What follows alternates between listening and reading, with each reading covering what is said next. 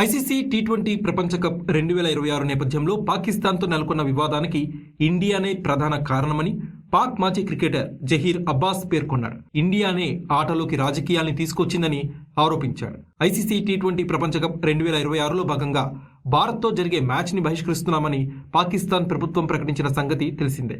అయితే ఈ నిర్ణయంపై పాకిస్తాన్ యూటర్న్ తీసుకుంటుందని అందరూ భావించారు.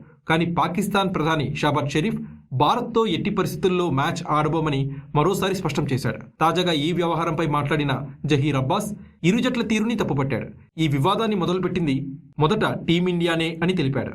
పాక్ ఆటగాళ్లకి షేక్ హ్యాండ్ ఇవ్వకపోవడం, మోసిన్ నఖ్వీ చేతుల మీదుగా టైటిల్ అందుకోకపోవడంతోనే తమ ప్రభుత్వం ఈ కఠిన నిర్ణయం తీసుకుందని అభిప్రాయపడ్డాడు.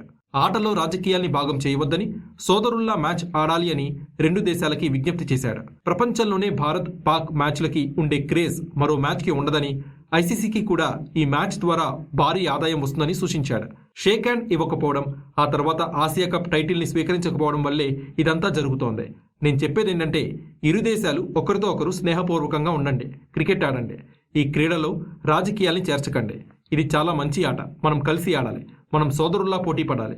ఎవరికి హాని తలపెట్టకుండా, ఎటువంటి గొడవలు లేకుండా నిరంతరం ఆడుతూనే ఉండాలి. ఏమీ లేకుండా అంటే ఒక పొరుగు దేశంతో ఆడుతున్నట్టే మనం ఆడాలి. ప్రపంచ క్రికెట్లో భారత్ పాకిస్తాన్ మ్యాచ్లకి ఉండే క్రేజ్ మరే మ్యాచ్కి ఉండదు. ఈ రెండు దేశాల మధ్య జరిగే మ్యాచ్తోనే ఐసీసీకి ఎక్కువ ఆదాయం వస్తుంది. క్రికెట్కి కూడా మేలు జరుగుతుంది. క్రీడలు రాజకీయాల్ని వేరువేరుగా చూడాలి. రాజకీయాలతో ఆటగాళ్లు, అభిమానులు నష్టపోకూడదు. మైదానంలో ఆటగాళ్లు ఎంత తీవ్రంగా పోటీ పడినా మైదానం బయట వారు పంచుకునే స్నేహం రెండు దేశాల ప్రజల మధ్య సయోధ్యకి దారితీస్తుంది అని ఓ ఛానల్కి ఇచ్చిన ఇంటర్వ్యూలో జహీర్ అబ్బాస్ చెప్పుకొచ్చాడు.